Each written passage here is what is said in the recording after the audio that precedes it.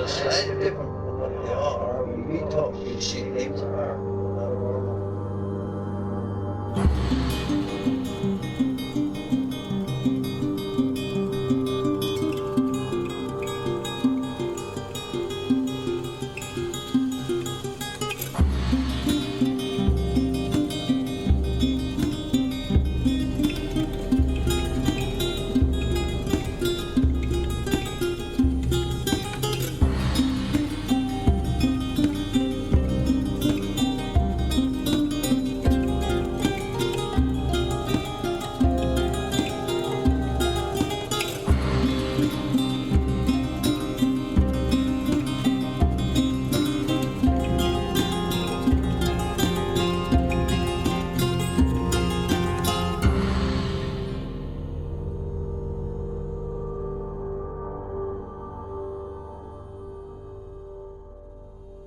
Welcome to Strange Familiars.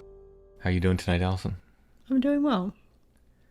I want to mention that in our Etsy shop are the Bigfoot thank you cards, note cards, greeting cards. You could use them as Valentine's Day cards. I did use one as a Mother's Day card and one as a happy birthday to my nephew card. They're very useful. They're blank inside.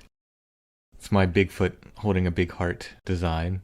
They've been very popular. The first print run of these cards literally sold out in one evening, basically. I listed them. I knew I ordered too few. Got another much larger print run done, and they are available in the Etsy shop. They've been selling well, so thank you, everybody. And I dropped my little mini art book with the drawings I did in bed in the hospital and when I was in bed here at home, recovering from my MS event, as they call it. I dropped that off at the printer yesterday, was it? So that should be coming out soon. And that'll just be a little kind of digest-sized booklet, so it won't be as expensive as my other art book, certainly. All right, tonight's show, we're continuing with Mike's experiences of Bigfoot or Bigfoot-like things, a lot of Class B stuff. Goes over his experiences in Arizona. He talks about a close encounter with a bear, which isn't really Sasquatch related, but he kind of mentioned it offhandedly, and I was like, well, I want to hear the bear story since we're talking. And he collected a bunch of his friends and family's experiences with, again, Bigfoot and Bigfoot-like things, whatever they may be. So he tells us those stories as well. Before we hear Mike's story, though, I want to talk about our wonderful sponsors, 90 Days to the Perfect Puppy. No matter what issue you're having with your puppy, if it's mouthing and biting, or if it's help with potty training, if your puppy is exhibiting fear or nervousness, barking too much, chewing on furniture or shoes or other things the puppy shouldn't be chewing on, if you need help with crate training, hyperactivity issues, leash training, and more, 90 Days to the Perfect Puppy can help you. They have a relationship-based approach to training. They help you and your puppy become perfect for each other. 90 Days to the Perfect Puppy has online sources like video lessons, a Facebook group where you can interact with other puppy owners. One-on-one options are available as well, of course. You can find them at sithappens.us. Look for the 90 Days to the Perfect Puppy link at the top of the page.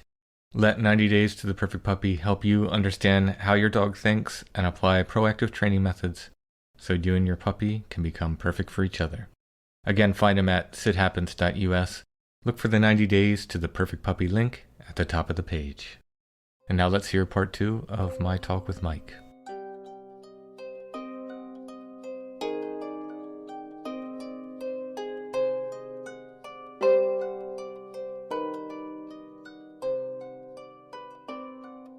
You finally hear that samurai chatter, which again I've not heard. I would love to hear that.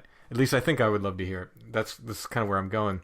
Does your heart sink and you go, oh my goodness, that can't be anything else. That has to be something weird, something other. You know, maybe it's Bigfoot, maybe it's not, but it's got to be something. No animals are, no known animals are making that sound. Or are you elated? Are you like, wow, I've been waiting so long and I finally get to hear this? Because I honestly don't know which way I'd fall on that one.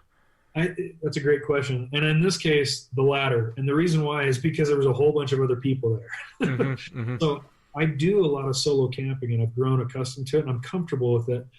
And I'm still can get kind of a little get the willies a little bit like in the middle of the night. And a lot of times if I'm going for 2 or 3 nights, because I've got flexibility with my work schedule and I can do that, sometimes, I try to make it a point to have somebody else up there with me, just for safety reasons. I'm pretty remote, but also just to kind of enjoy that with other people and that kind of thing. But a lot of times the first night or sometimes 2 is just me. If I heard that and it was one of those nights, yeah, I think I'd be a little bit like, maybe that wasn't something I was so eager to hear. But the fact that, I had, there's 4 or 5 other tents up there. Right. I think that made that very different. Because I think now having heard it, it's so distinctive. It can only be that or a person making that sound. It's either that or the ghosts of samurai past. The elusive Mogollon samurais out there talking to each other. I don't know what else it would be. There's no animals that make. Here's the other thing too. In context of those elk bugling, and when a bull elk, for listeners that have heard that many times, and especially those that are hunters or anything, a lot of times bull elk.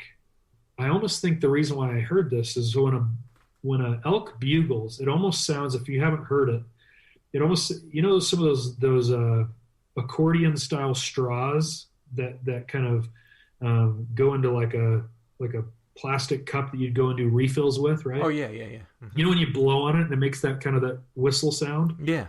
It's very similar to that, right? It starts low and it sounds like you're blowing on one of those things. So it has kind of a whistle quality to it, but a lot of times a bull elk and rut will end that with a grunt. So it'll go kind of a thing, right? Mm-hmm. So to your earlier point of huffs and grunts, and there's deer snorts and all those types of things. It's almost like, so these elk were still going, right? These elk were going off. The elk bugles were going off. These whistles were happening kind of intermixed with that, but they were very different. But it was almost like audio camouflage. And I almost think that the samurai chatter may have been similar, because while it was clearly not an elk grunting, it didn't sound like that at all. It had consonants to it. It had some kind of like language quality to it, I guess. Mm-hmm. It almost sounded like if a dad was telling his kid to like knock it off, right. Or telling somebody who was being stupid it was like something was getting chastised, but it was just like, it was that almost Asiatic sounding kind of a thing. It was just weird. Yeah. Just 3 or 4 kind of consonants, and it was loud enough that it had an echo to it. Wow. You kind of heard it reverberate down into the kind of the canyon that was several hundred yards away from us. But anyways, just a lot of structures, active, kind of consistent stuff. I think one of the other things that, just for what it's worth, what's interesting about the area is the Mogollon Rim, because the area is so prone to brush fires, the Forest Service does a lot to kind of keep the underbrush cleared out. Mm-hmm. It's just fire fuel. It's just kindling waiting to happen. So I say that because you can see through the forest quite a long ways when you're up, barring any changes in elevation and where there's little canyons and draws and hollows and stuff like that. In a straight line, you can see through the forest quite a ways, because you have these big ponderosa pines, which drink a lot of the water anyways, but a lot of the underbrush, unless we've had a lot of heavy rains, we'll get ferns that'll all of a sudden pop up, and they'll get huge, and you'll get like an undergrowth of ferns that they just kind of they won't clear those out because they're done in a season. Mm-hmm. But I say all that to say that I think that daytime sightings are super rare around here, because the methods of concealment in some of these areas is really limited, right? It's really about terrain more than it is about vegetation. So again, going back to that castle and moat theory, if they're moving around and keeping things to kind of obscure their view or their method of travel or whatever, other than some blinds or some of these structures that they'll use for kind of concealment, I think because of that, they are very circumstantially nocturnal around here anyways. Mm-hmm. Versus other areas that I've been in Washington State. I did a lot of military training out there. in some sketchy areas that I know had to have activity. I got jumped by a black bear that exploded out of the shrubs right in front of me just because it was so easily concealed. Wow. You know, one of the thickest places, scariest, eeriest places is in Texas, in East Texas, around the Trinity River and big thicket areas. Mm-hmm. Completely unnerving because it is a wall. Everything around you is a wall of vegetation. Spiky, thorny, viney, grabby vegetation that, you know, when I've heard other people talk about all those experiences that in East Texas and how aggressive supposedly that they are down there and everything.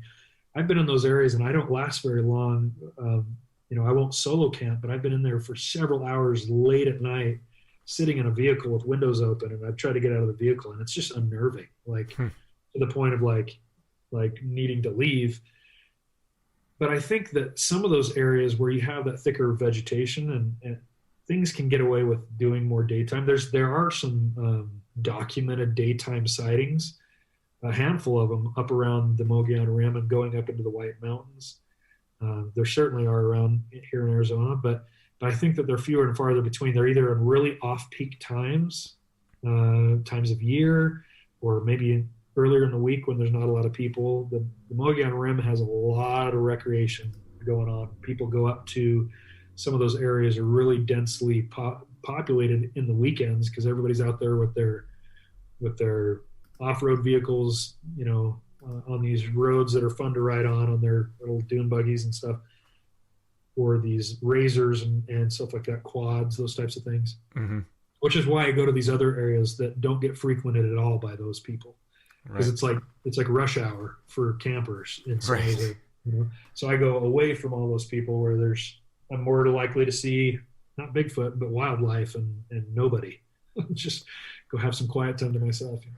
So quickly, just because you mentioned it, it's nothing to do with the paranormal, but how did that bear story play out? The bear jumped you, and then what happened? Yeah, so I'd spent a bunch of time in the military, and I was up doing some training. I was doing some kind of infantry tactical training stuff.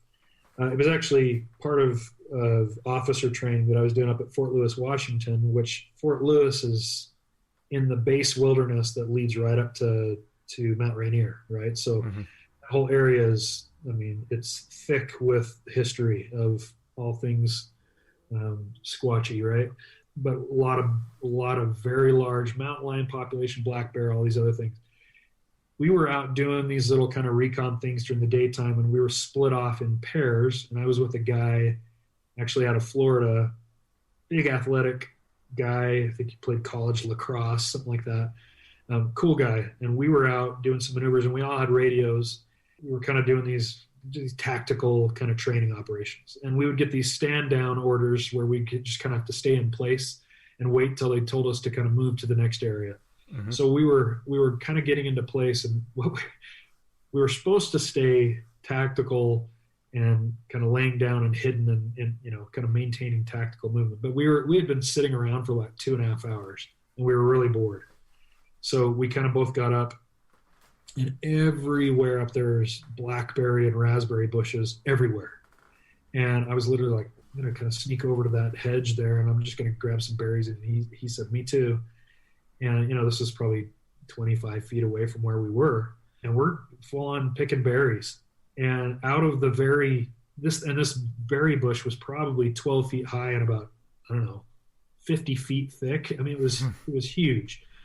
And we're just picking what we can and just eating them right off the plant. And as I'm picking one, I hear kind of a rustle in the bush. I'm like, what was that? And he kind of stops and looks at me too. And just in an explosion of movement, an adolescent, it wasn't very big. It was chunky, but you could tell it wasn't full grown. An adolescent black bear exploded out and it was face to face with it. I was probably 2 feet away from it. Mm. It was bristling. It was kind of bowing it was trying to do its best grizzly bear impersonation, a little black bear. It was kind of bowing up and snorting, had these I never forget it. Seeing it in person like that, I was like, their eyes are so squat and beady. And I was just sitting there snorting, and it reminded me like a little small breed of a dog that's, you know, kind of trying to be huffy and uneasy at the same time, just kind of snorting. And the funny part was the guy that I was with, who was, I'm about 6'1", he's about 6'5". He's a pretty lanky guy. He literally jumped into my arms like like he jumped, like I caught him too. It was like a TV, it was like something on a movie. He's like, ah, and he jumped and immediately was embarrassed and jumped out. And I was like, what am I supposed to do? Holding your big frame and anyways, he jumped down and the thing just kind of backed away and trotted off. Nothing happened. We didn't get hurt, or it just was kind of posturing with us. And did you have live ammo? Should you need it, or no? We had blanks. I figured. Yep. Yeah, we were doing kind of active stuff. But yeah, it didn't turn into anything other than almost scared the feces out of us. But yeah, maybe blanks would have scared it if it came down to that. But wow, I think so. I think the noise would have done it. I think we kind of yelled at it and it kind of ran away. But still close enough. He's from Florida originally, and he's like, man, I'm not scared of gators at all. But that scared. He goes, I was scared for my life, and I was like, man, if roles were reversed and a gator jumped us, I'd have been jumping in your arms. Yeah, I guess it's more down to what you're used to. That's right. So. Well, speaking of bears, tell us the story of finding the bear carcass. Oh, yeah. So this was kind of an interesting one. So this is there's actually a lot more wilderness areas in Arizona than people know, or typically, unless you live here. The wildest area, it's actually an area where we have one of our ski resorts too. It's way back in, I would say way back, but it's back in, there's a couple of the Apache Indian reservations. There's San Carlos, which is eastern Arizona, and then north of that's the White Mountain Apache Reservation. Those White Mountains, that's where we have a healthy black bear population. That's where the best fishing is. That's where you get up into some of the forests, where you're getting into higher elevation forests and some of the stuff like you'd find in Colorado and some of these other areas. And my son and I, we were in a town down off of the reservation called, I don't know, we rented a cabin just for our family to get away. And I took my son to go up to this lake called Holly Lake, which is on the reservation. It's a pretty well-known lake, and go up there, there's eagles up there, and there's osprey and all kinds of cool stuff. A lot of wildlife up there. It's also the area like where the coldest recorded temperature in Arizona is. It's remote, it's high elevation, it's up there a ways. And as we were getting close back there, I mean, I was keeping my eyes peeled. Now I can't help it, right? We're driving back on these switchbacks to get up to this lake, and there's a couple little turnoff roads that I took note of that I wanted to pull off after we left the lake. That I wanted to look at some stuff. And I've got a lot of cool pictures of some crazy, this is where I saw some structures that had a lot of human litter kind of incorporated randomly. Like a piece of corrugated tin roof just kind of strewn in there, which my first thought was, oh, people. Right. And you got back there and you started seeing just, again, that just very different from how people might make a structure. Right. People make a structure to kind of, block out elements, and they're just not as strong and as tough as we've already talked about at length. So we found a few of these, and then I went, as we were kind of leaving the lake and going back down to the cabin to meet up with the rest of the family and make dinner and all that. So we'd been gone for a few hours, but I went off on one of these side roads, and I was just like, let's just go see if we can find something. And it was actually really cool because, first of all, Arizona doesn't have a huge bear population, but those people that are out, if they are hunting bear, they're taking especially a bear skull or the hide or anything like that. I'm not saying bears aren't out there dying of natural causes, but it's hard to find a bear carcass, period. Oh yeah.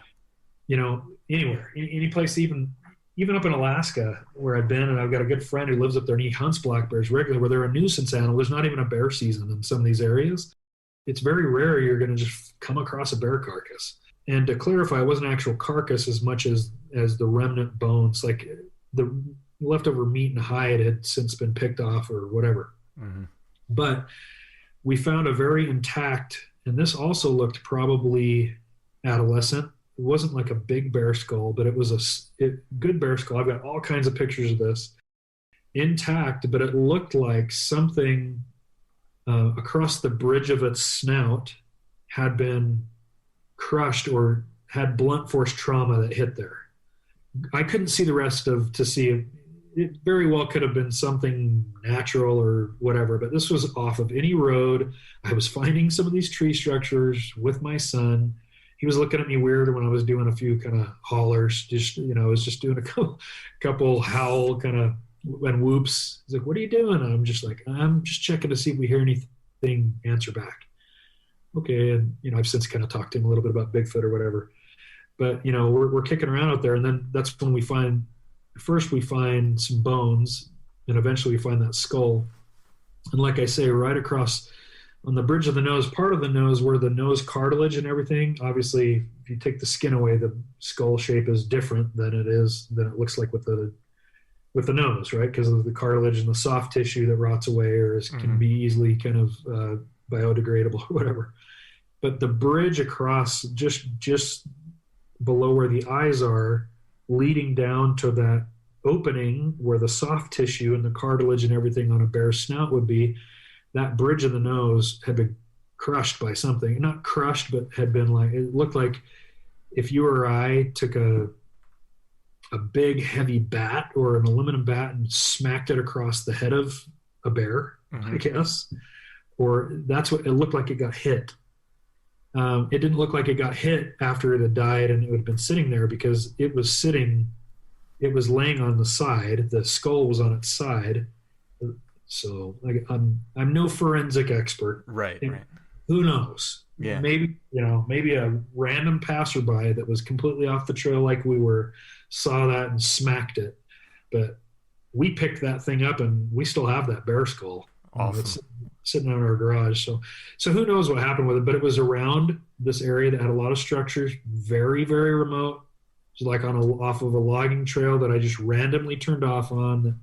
And then we had walked through this big clearing, and we were probably 500 yards from any trail or road or anything. We just went straight cross country, and we randomly came across it. And my son's super fascinated by bones and fossils and dinosaurs and all that stuff too. So he loved. Can we keep it? Yeah, let's keep it. We'll clean it up, take it home, and we did. The canines were still in the lower skull had kind of been detached, but we got a lot of the other kind of bone pieces and stuff. But we mainly just kept the skull. Yeah, that's wild. Yeah, large predator skeletons are pretty rare to find. Yep, they really are. I don't know.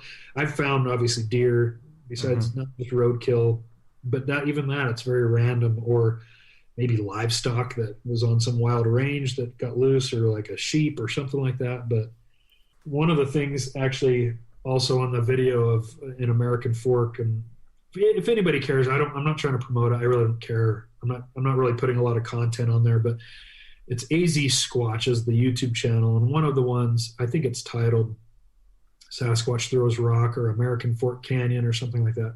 On that same one where that rock was thrown that you could hear and whatever, we came across, and this was something too, I've definitely come across areas where scavengers like coyotes and even porcupine that'll eat the bones for calcium and these types of things.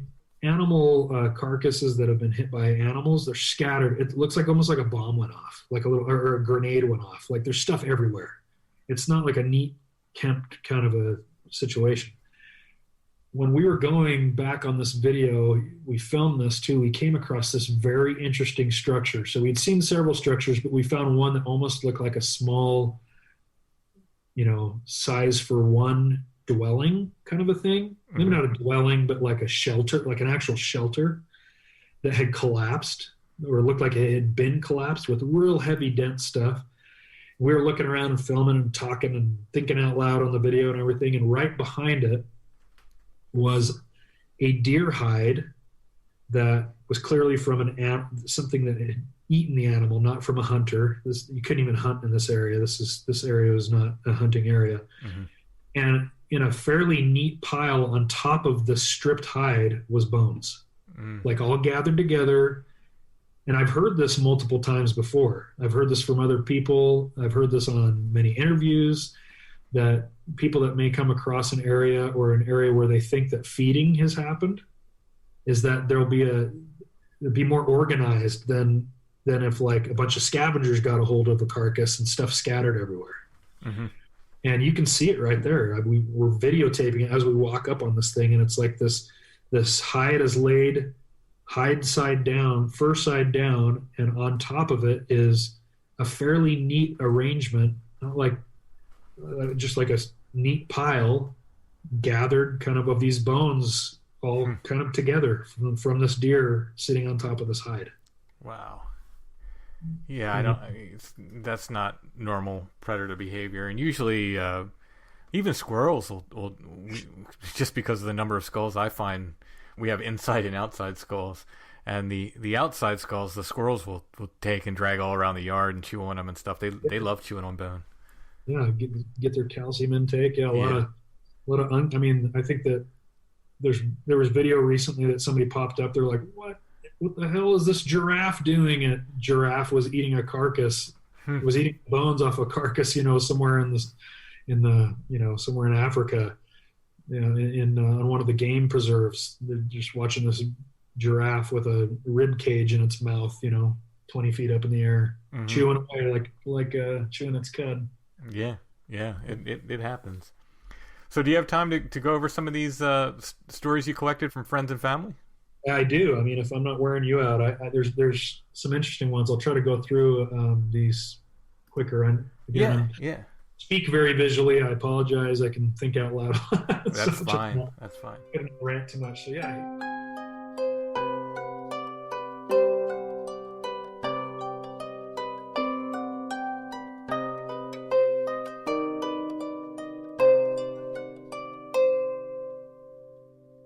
All right, I'm just going to go down the list. So this one was actually a scoutmaster that told me, this is a soft-spoken, big, giant bear of a man, not prone to storytelling kind of a guy. He told of a situation, and I was probably 14, 15. He was hunting down in central Utah somewhere, I want to say near the Beaver, Utah area, for anybody that listens that knows where that's at. But that's kind of, we'll call it high kind of sagebrush meets the mountains. There's a lot of cedar and pinon trees, juniper, not up in the big trees or anything. That area, they're hunting javelina. So javelina are the wild pigs of the desert of the West. Okay.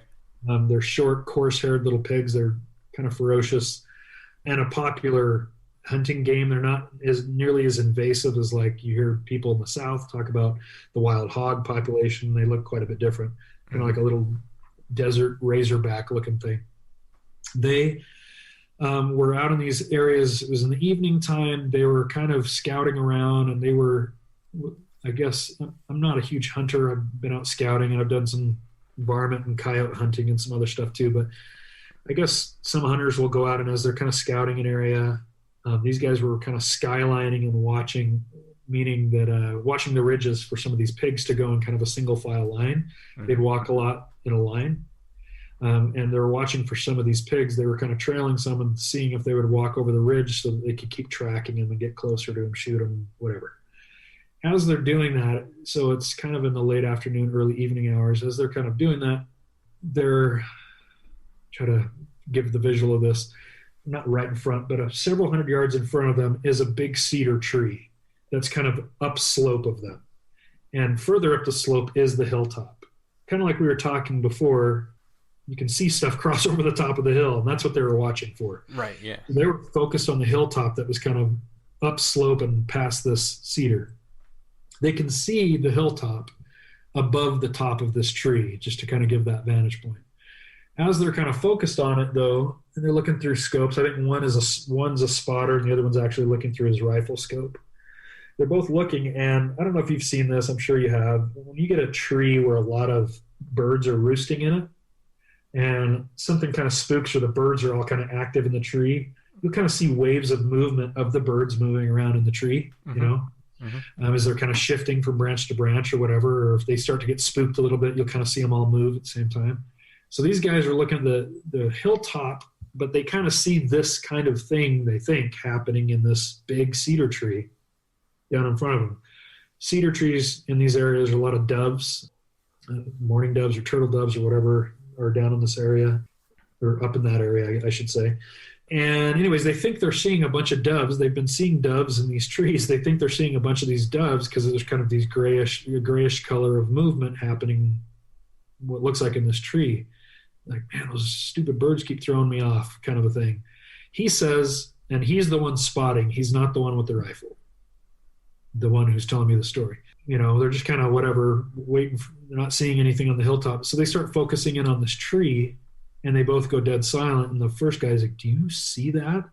And what they thought was a bunch of birds, kind of grayish, kind of buckskin color, gray tan in color, moving at once, was something behind the tree, kind of swaying. Not swaying like rhythmically like you hear, but almost like swaying, like it's kind of moving, shifting its weight to see if it can see through the branches better, looking back at them. Mm-hmm.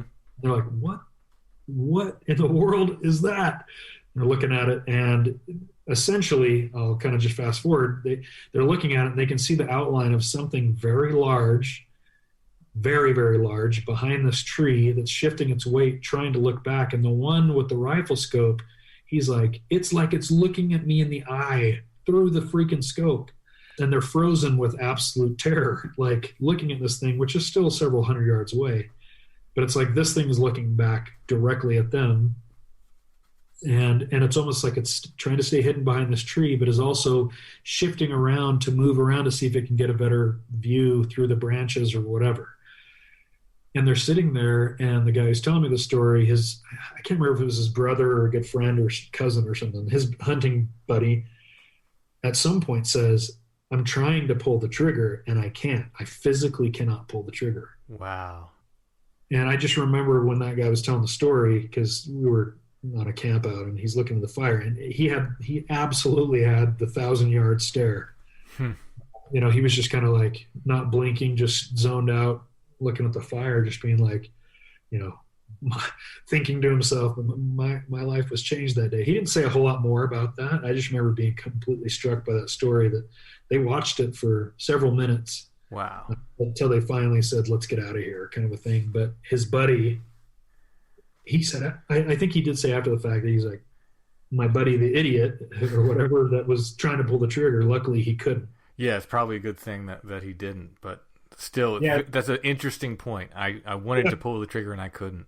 And I don't know if that was a zapped thing. Again, higher power telling them don't tangle with something because you're not going to like the other end of that thing, whatever. Mm-hmm. I don't know.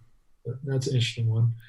And from a real credible kind of a guy who, that was probably one of 3 or 4 stories I may have ever told. Totally nice guy, and it wasn't like he was shy or a recluse or anything. He just wasn't the guy telling the stories at the campfires. Right. Yeah. And a few of the guys had already gone to bed, and it was like he finally worked up the nerve to be like, all right, well, you guys are all 14 and 15, so I guess I'm not going to get too much persecution from you. Probably the only time, or one of the few times he ever told it too. That's the way it usually goes with those guys. It felt that way, certainly. Yeah. This next one's probably one of my favorite ones. So I, like you, Tim, am a musician, or was, and performed a while. Funny enough, while I was kind of, a lot of the time I was in the military, I was in the reserves. And there was another guy in a different unit that our band and his band would play at the same place now and again, this bar. And different bands, different music. We never played together. We were kind of a rock, a little bit more popular rock. Those guys were a little bit more like heavy metal, hard rock kind of band. But I befriended their drummer. John was his name. Really cool guy. And until I got to know the guy, he was a super intimidating guy. He looked like a gym rat. He wasn't tatted out or anything, but just a big guy. Just looked like he was mad dogging everybody when he'd look at you, you know, just kind of like a resting jerk face kind of a thing. So I got to know him, and he was total softy. But he told me, I don't know how we got on the subject, but after I befriended him a while and we realized we had, you know, a bunch of stuff in common, we were talking, and somehow we got talking about weird things, camping in the woods, whatever. I can't remember. We got on the subject eventually of Bigfoot, where he talked about, he grew up in that Cache Valley area, but I think he grew up in southern Idaho. Either way, one of the wildest parts in all of Idaho, you have the Island Park area, which butts right up against like the Tetons into Yellowstone and that. But in the central part of the state, very, very wild country in the Sawtooth Mountains. He told the story of his grandpa, who was, I think he had a foot out the door for retirement. Like he was just about to retire. And he had fond memories of during the winter time that a lot of times that over like Christmas vacation or something like that, they'd go up to visit grandpa. They'd have turns, the grandkids, where they would go and stay up. And he was at a remote location, like a cabin where you parked down off of a highway and you had to take a snowmobile several miles up to where he would stay. I don't know what the purpose of him being tucked away in this area in the wintertime was, other than maybe he was checking on certain areas. I don't know if it was snow melt, some functional reason, practical reason he was up there, and was kind of tired of it. Like I say, he was about ready to retire. It wasn't a very enjoyable thing, but he was just a hardworking, old, salty, old Forest Service guy, right? And he said that one time they were out there, and he said, again, I don't know how his grandpa kind of approached it with him, but basically he's like, I have to go check on this area. You're going to come with me. It's going to be cold. We're going to take the snowmobile out, and listen, there's some weird stuff that can happen up here. I don't want you to be frightened of anything, whatever. Kind of gave him he didn't really prep him for anything, didn't say anything about what he was going to see, but just said, hey, just hold tight. When I get off, I'm going to quickly go check this area. It's just going to take me a minute. You stay on the snowmobile, and then we'll jump. I'll come back. We'll turn around, and we'll head back to the cabin. But it was a few miles away from where they were staying, further up into the woods. Well, anyways, they go up to this area. It's kind of afternoon, in the wintertime, in those higher latitudes, wintertime or nighttime comes pretty quick. So, 3-4 o'clock is basically evening. And he said it was evening. It was super cold and crunchy snow, from having been iced over, no fresh snow recently or anything like that. And they go back into an area where there was kind of a clearing. And he said in this clearing, what was weird about this clearing was that on the back side of this clearing, there was a dozen or so trees, whatever local little pine trees or whatever, that had been there was like a dozen of them that were twisted together in kind of a crescent shape, meaning there was like at the end, like a backstop of this clearing was in like a half circle where like 2 trees would be twisted up. The next to it were 2 more trees that were twisted together that had grown twisted together. Like they had been forcibly twisted or grown that way. Right. He just said, I remember that being very strange and it feeling like a very weird area. And by the way, I want to say he was probably in the 11 to 13, somewhere in their age range. And he said, when they pulled into that clearing, his grandpa just stopped. He said, no, just hold tight. Don't make any noise, kind of a thing. And he's listening there. And then he says his grandpa was just looking back at that little semicircle of trees. And he said that over kind of on one side of the tree was, I don't know, some kind of I really don't know. I can't remember what he said. If it was like a box, not a box like cardboard, but like a permanent box that you might put stuff in, I guess, something, some kind of a storage box, and like a wooden one or something. And his grandpa was just kind of waiting, almost like he was just kind of making sure everything was safe. And he said, you know what? Walk with me. And he started to walk with him, and they got almost to that box, and they heard some other stuff moving around them on the edge of the clearing. And they could kind of see, I mean, in the wintertime, you can see through the trees quite a ways, right? When all the leaves are down.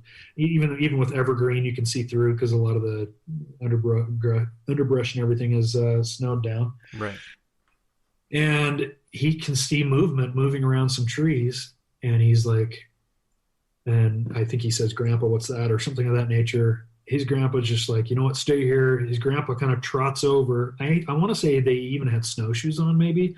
I could be wrong. But he trots over, puts something small into that box, and he says, let's go. We got to go now. And as they're walking back to the snowmobile, he's looking back over his shoulder and is immediately chastised by his grandpa. He's like, don't look, go back to the snowmobile. And he starts to see multiple Sasquatches coming out of the trees into the edge of the clearing from all sides. Wow. 4 or 5 of them, I want to say.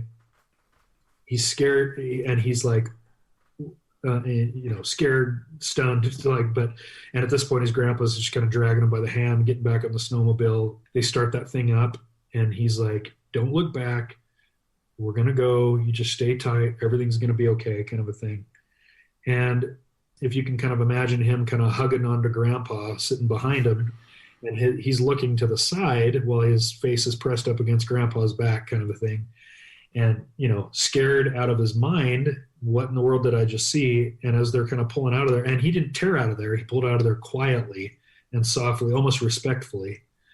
And as he's going by and they pass by one of these big trees on the side of the little trackway that they came in on, there was one right behind a tree that he got a really good look at. But the thing was shifting to keep the tree between him and the snowmobile, right? So as they were slowly going by it, it was sidestepping to keep the tree.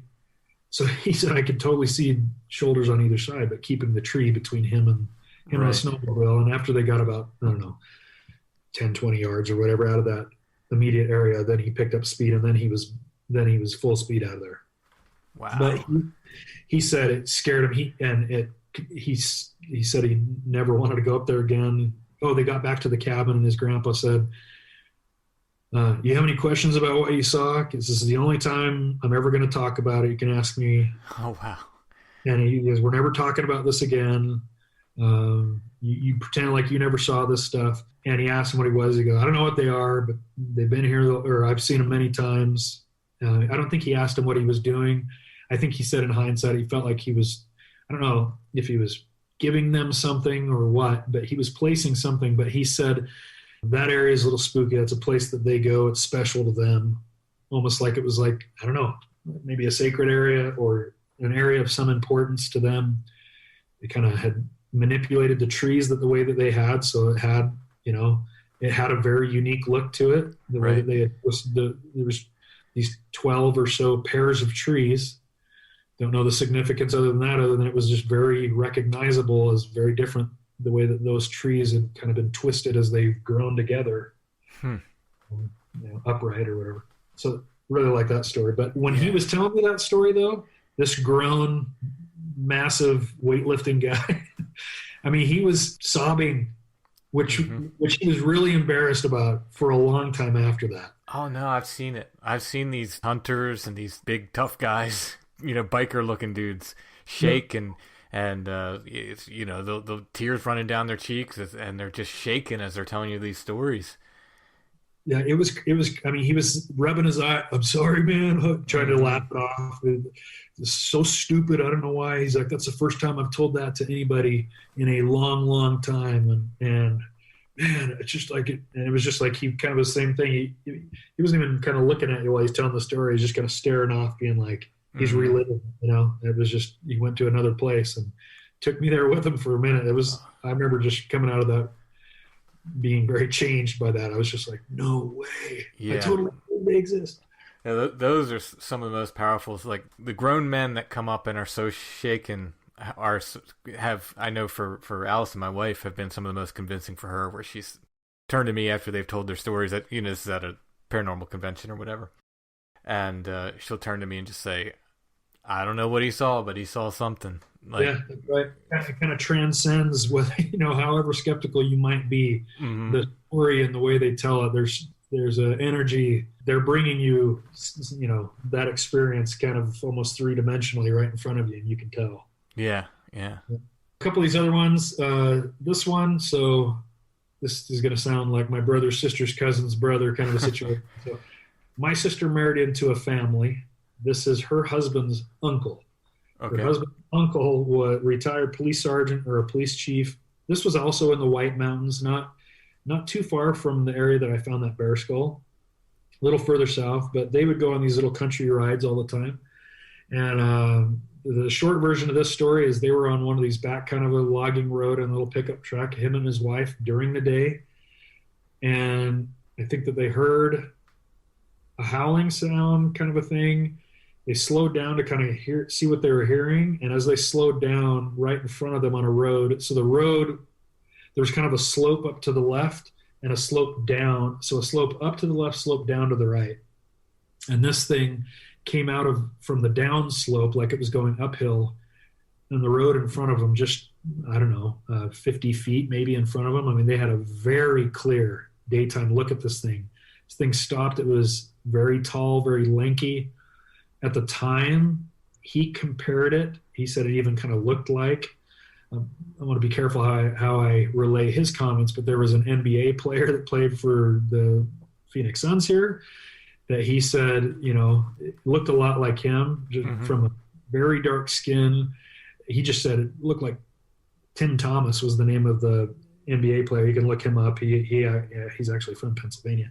He's a big 7-foot tall guy. But he said, I think it was more the build, right? He looked like a big, lanky, very athletic thing he was very dark skinned, very black hair. Looked at him just absolute, wanted to break his neck kind of a look that he gave both of them. And by this point, they both of them had, I don't know if they got out of the truck, but they'd opened their doors and stood behind the doors and saw and were staring at this thing, making eye contact with this thing while it was kind of grimacing at them. I think he hollered something, "I know what you are," or something like that, to this thing. And this thing yelled back at him, some ugly yell. And they said then it took off the upslope, and they said that thing moved. It looked fake, how fast it moved and how fast it moved uphill, as you hear so many other people, just right up a dirt slope, kind of in this area. So they saw that thing go tearing up, and they sat and looked at the thing, and they were having the staring contest there for a few minutes. Wow. Him and his wife had this thing, terrified, but also, according to my brother-in-law, this guy's the farthest from being prone to storytelling. He's an old, I wouldn't say he's an old crotchety guy or anything, but just, how you might imagine some old retired police sergeant or something like that might be. He's seen a lot, and he probably doesn't tell a lot of stories. So that's a good one. My nephew, so the one who was with me when the rock got thrown and when we found that weird deer carcass and we found all these structures in American Fork Canyon in Utah, what turned he used to kind of laugh. So when we had family gatherings and if Bigfoot came up as some fascinating topic at a reunion or something like that, he'd be like, "Bigfoot doesn't exist." He was almost, I wouldn't say he was rude, but he was pretty boldly skeptical. He's like, "It's a bunch of crap." Well, he was trying to get a job, or he was getting a job somewhere up in the Seattle area. He'd moved up there on his own. There was some holdup with his job where he had to wait. There was some delay where the opening that he literally packed up and left. And he had to kill a couple months, I think, till this job started. And so to make ends meet, he was driving for Uber. And until he got something more stable, he was staying on some kind of the improved campsites, kind of in the back campsites a ways. It wasn't like he was being a vagrant or anything, but he was trying to just kind of be behind the scenes and was just trying to, he didn't have a lot of money because he was trying to save up. So he was a couple places. I wouldn't say he was squatting, but maybe a few nights he did, use their showers. These would be more like improved campsites that had like the little shower house and the bathroom and everything, picnic table. But he was one back near an area called Carnation, which is east towards the Cascades of the Seattle area, about, 40 minutes away, right along the Issaquah River or Snoqualmie River or something like that, by a pretty sizable river, tucked back away in this little back corner campsite. And he had a few experiences that happened there, but significantly, he woke up one night, he was just in a tent. He'd park his stuff, he'd leave his stuff there, leave the tent up, go do a couple of his Uber runs and come back. And that was kind of what he was doing while he was kind of waiting out getting this job. He heard, it would just be him. He'd light kind of a campfire. He just did his own thing. Didn't really know anybody. So he just spent a lot of time by himself. And there was times that he kind of was having the whole like weird owl situation while he was staring at the coals of the fire before he was getting ready to turn in.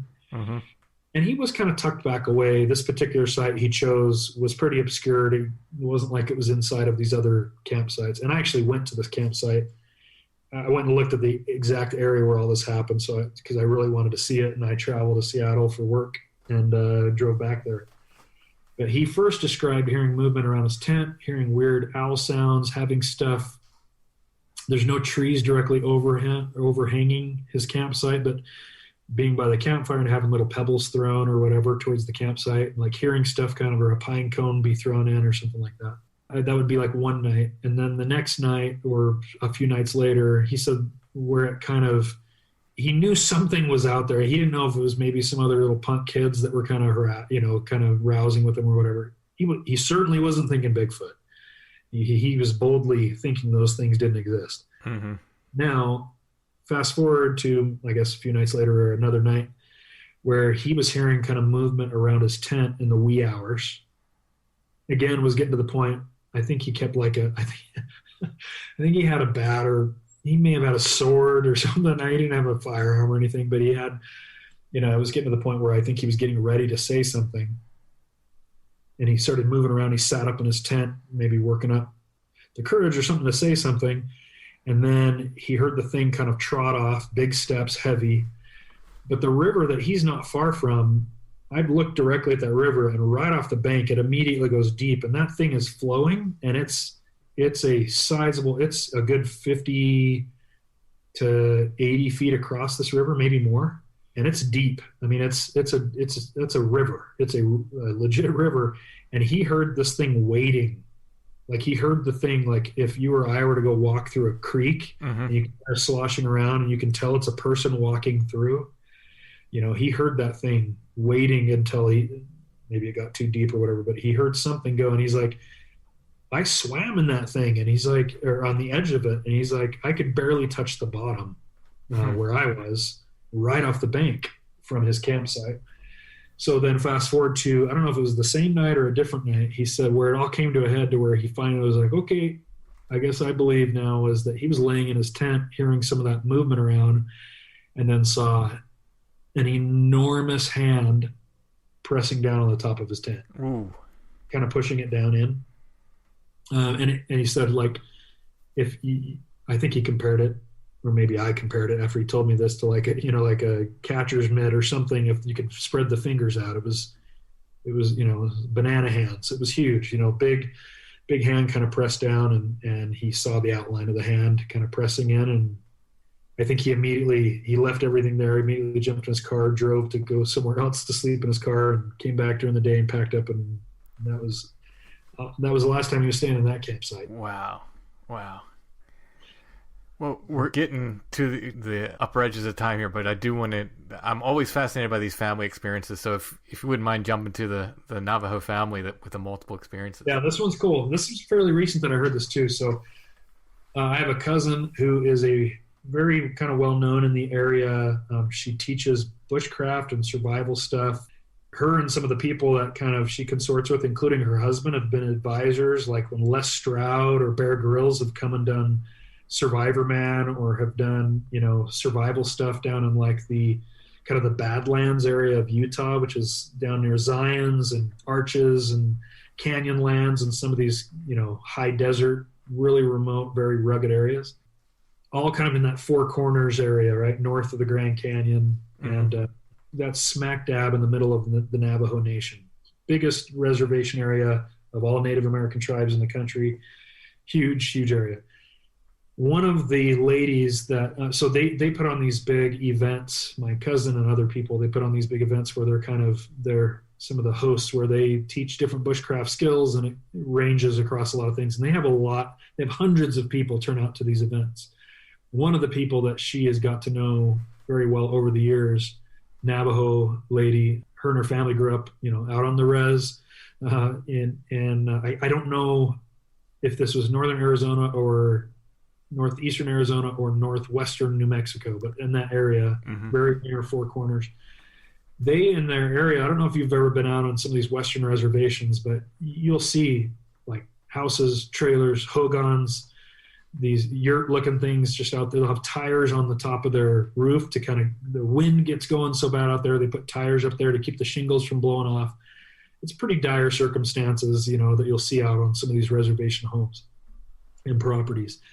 And she grew up on one of these properties that was kind of in the scrub foothills and stuff.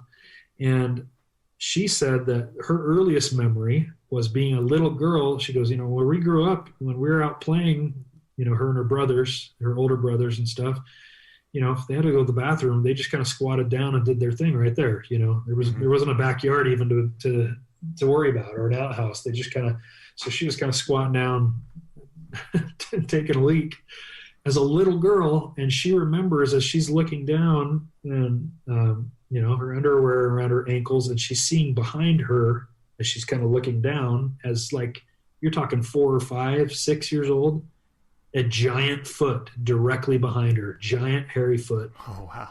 Directly behind her, and her squealing and just kind of running back to the house. She goes, that was the first time that I remember, but she says it was very, very common. She goes, it was almost like they were kind of tricksters. They would come around, and her brothers somewhere on the property had made kind of a fort of a bunch of old, I don't know, broken off pieces of cars. But I know the roof of this fort was the hood of an old truck. Like the big steel hood of an old truck was just the big flat roof of their fort. And when they were back there, a lot of times these things would come around, but they were literally used to this, right? So it'd be like kind of coming around, they'd hear it kind of throwing rocks, plinking the top of the hood of this thing, and they could see right out, they could see the thing just kind of like hiding behind bushes, or the things, maybe multiples of them. But one time they were in there and they were kind of yelling back and forth at this thing, and they'd get like grunts or yelled back at or whatever. And one time the thing came up, ran up to the fort while they were in it, just don't run up to the fort and grab that. Imagine an old 60s or 70s old pickup truck, heavy steel hood, and threw that thing like a Frisbee. Picked that thing and flung it like a Frisbee and ran off, almost as if it was like, thought it did it was playing the prank on them, or it wasn't being mean, or even intimidating. It was just kind of harassing them. Right. And threw that thing, and they all go running back, screaming as kids back to the house. The other memory that she had said that she goes, I even remember when all of us were eating dinner, and a couple different times hearing these things getting on top of their house, walking around up top. But one time they're sitting there at the table and they see the roof start getting pulled up, like, so that they're seeing the sky. Wow. Like, it's, again, poorly constructed roof or whatever, but they're seeing that thing kind of get pulled up, and they're seeing the shadow of this thing. And at this point, it's just regular enough that the boys are now trying to catch it as almost like a game of tag kind of a thing, which of course they never caught them, but the boys immediately are running outside trying to catch this thing, and everybody else inside hears the thing, don't, running off the top of the house, jumping off, hear it hit, and running off in the woods. It was almost like this very macabre game of tag that this thing would play in a very rough, primitive manner. And this person is somebody who knows, I'm sure you've known the name, like Brenda Harris. Oh, yeah.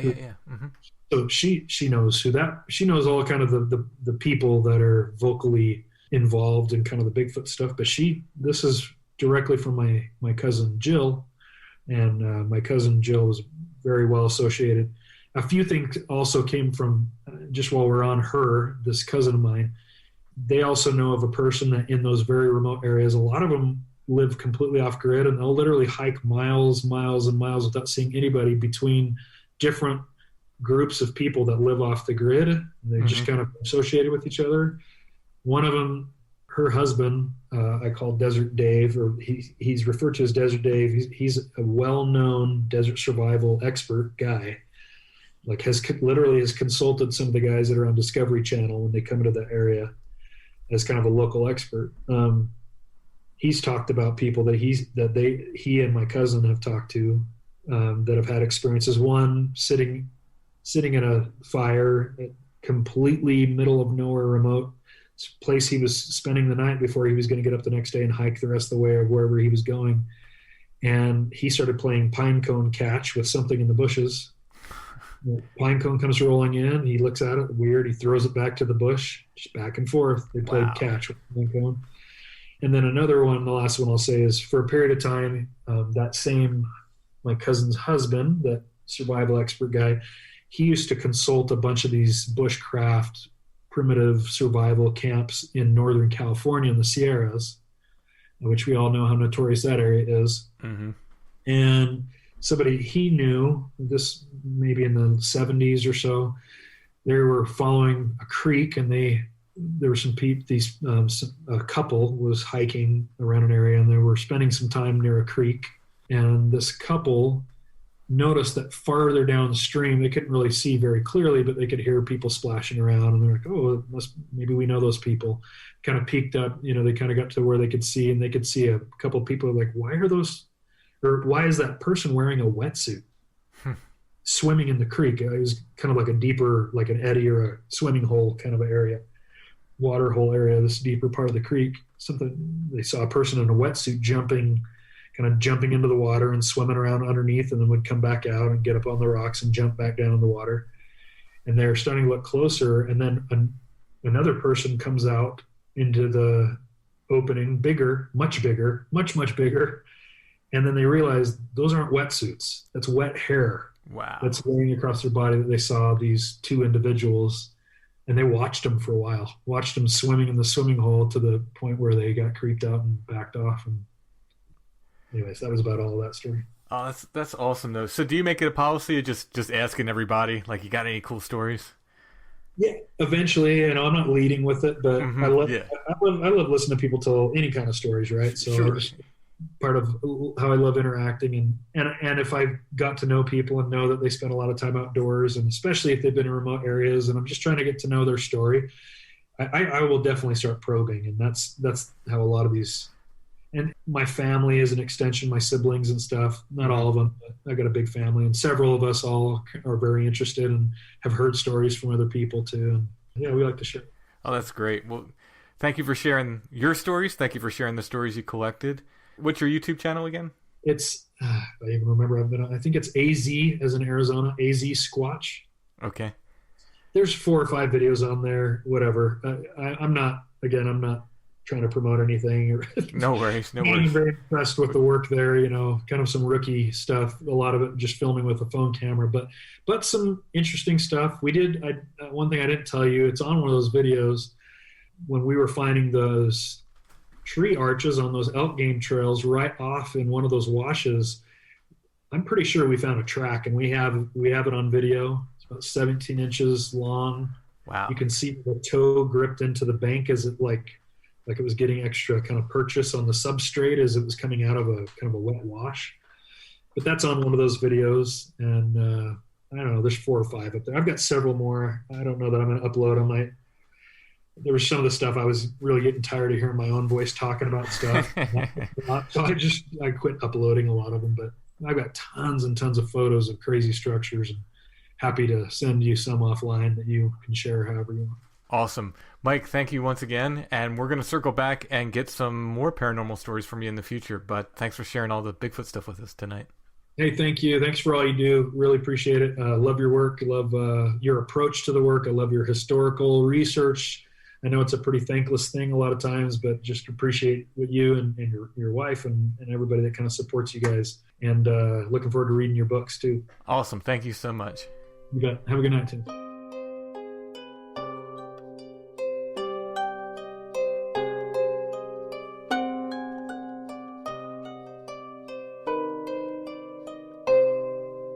I'd like to take this time to thank our patrons. Thank you so much, patrons. We could not do Strange Familiars without you. Strange Familiars happens because of our patrons. If you like the content we make, if you like the stories we bring you, and you'd like to hear more, you can become a patron at Patreon. It's patreon.com/strangefamiliars. Our patrons get full extra episodes of Strange Familiars every month. I think there's almost 70 patron episodes now. It's a couple weeks worth of binge listening. You get all those episodes as soon as you sign up, and then, of course, we're adding more every month. Always we add one. Sometimes we'll add more than one. I think one month we might have done 3 patron episodes. We do whatever we can for our patrons. Go ahead and check it out, patreon.com/strangefamiliars. There's all different tiers of support there. You can check out different ways to support the show and get things like t-shirts or copies of my books and more. Once again, that's patreon.com/strangefamiliars. If you don't like the idea of a monthly subscription like Patreon and you still want to help out, you can go to the show notes under any episode and look for a paypal.me link. You can click that and make a one-time donation. Everyone can help by sharing the show on social media and by liking and subscribing wherever you're listening, whatever podcatcher you use, or on YouTube if you listen there.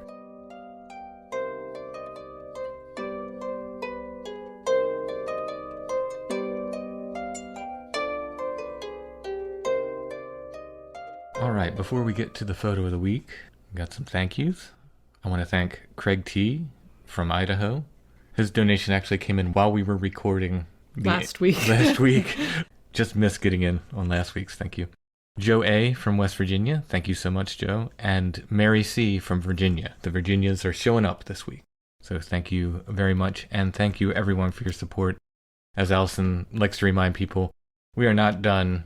The massive thank you list from your wonderful support during my hospital stay and shortly thereafter. So more coming as far as that goes. But thank you all for your support. Why does this tintype look different, Allison? Is this a trick question? I don't know. Like the background looks lighter than most tintypes I've seen. Oh, because it's like it's a little vignette. He's just kind of poking out of the ether. The effect is it's a little bit clearer, I think, and easier to see than some tintypes because it's brighter. Yeah, yeah. It's for this perfectly gloomy sort of young teenage boy. Well, maybe he had been trapped in the house for a year because of a pandemic. Yeah, that could be. I have seen that look recently. No, it's a neat tintype. It's kind of an interesting size. It's a little longer than typical, and he's in like a little, seems to be almost like he's floating out of the clouds into like his own little vignette. Now, would that have been done with like a mask? Yeah, I'm thinking it probably the did. Photographer used. Mm-hmm. Yeah, he's kind of unusual, really. You don't I haven't seen a ton of them. This effect like that every day. Not on tintypes. Much more common on CDVs and stuff. Yeah, I do like it because he does have this sort of ethereal look to him that way. Yeah. He kind of looks like he's just floating in. Yeah, it really has the feel of a CDV, even though it is most definitely a tintype. Yeah, I like those photos that are sort of like precursors to another era, or sometimes they're done in reverse, where you'll have like a copy dag or something like that on a cabinet card, and you're like, something just doesn't look quite right, and then you realize that it's a copy of a much earlier picture on that medium. Right. Well, if you go to the show notes under this episode, you'll see an image of this photo. You can click that. It'll take you to our Etsy shop, where you can purchase that or other photos of the week. While you're at our Etsy shop, the shop name Lost Grave, one word, but if you type in Strange Familiars, our stuff will come up. You can find the new Bigfoot cards I mentioned at the top of the show. You can find my art book, Apparitions, Illustrations of the Other. You can find all my other books, which we got restocks of last week. All the books are in stock. You can find some of my CDs, some artwork, and more. Check it out. Ordering from our Etsy shop definitely helps support the show. Thank you for everyone who has done that as well. And while you're on Etsy, check out Chad's shop, Ruck Rabbit Outdoors, and check out our friends at Karmic Garden with their Strange Familiars, Flannel Man scents, and much, much more.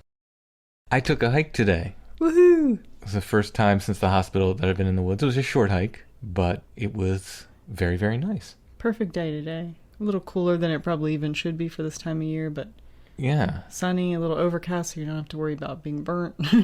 Definitely felt it in my legs. My legs definitely not there yet, but even a short hike is a good hike. So that's true. Very, very happy to do that. So that is encouraging. I think that's all the news we have for this week. We will be back soon with another episode of Strange Familiars.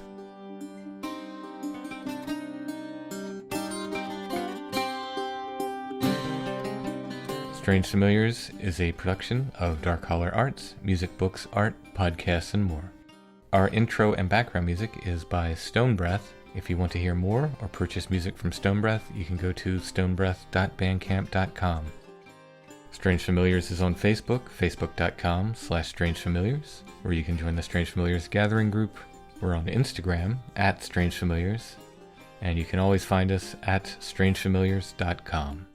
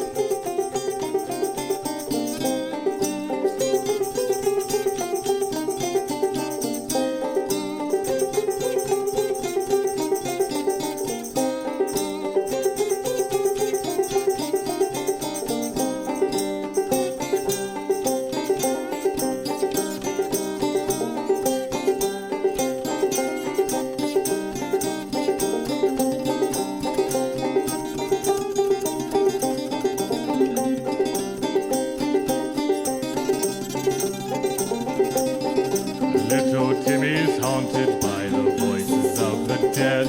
His brother likes to tell him that it's all up in his head. His mother kneels and prays, these words are never said. But little Timmy hears the voices of the dead.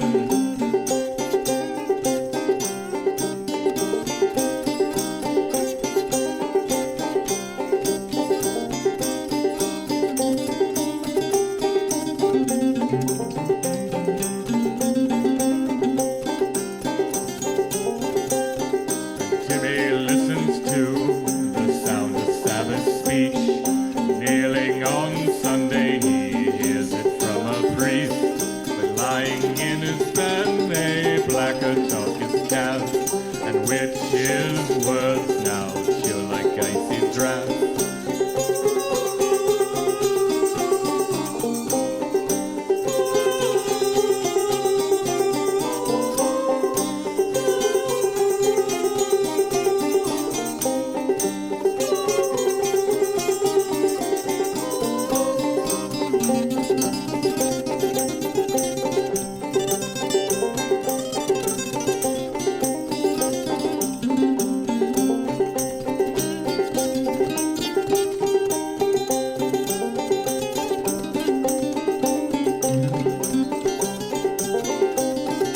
Timmy spends his time walking through the graves. Sister Anna catches him all for his soul to save. She tells him he will fall down into coffin grim to lie with the skeleton's arms around him.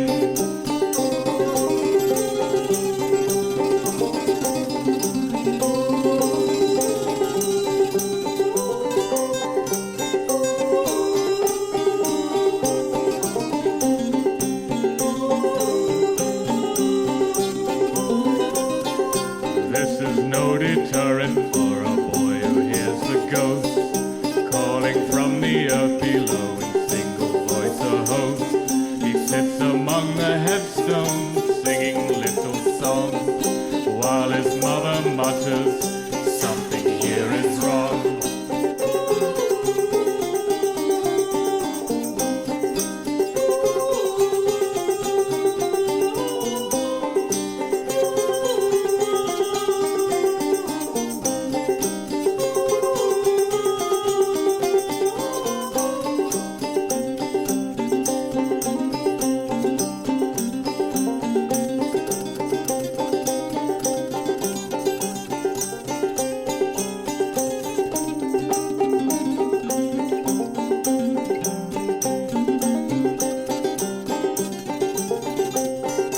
Little Timmy's haunted by the voices of the dead. His brother likes to tell him that it's all up in his head. His mother kneels and prays, these words are never said. But little Timmy hears the voices of the dead.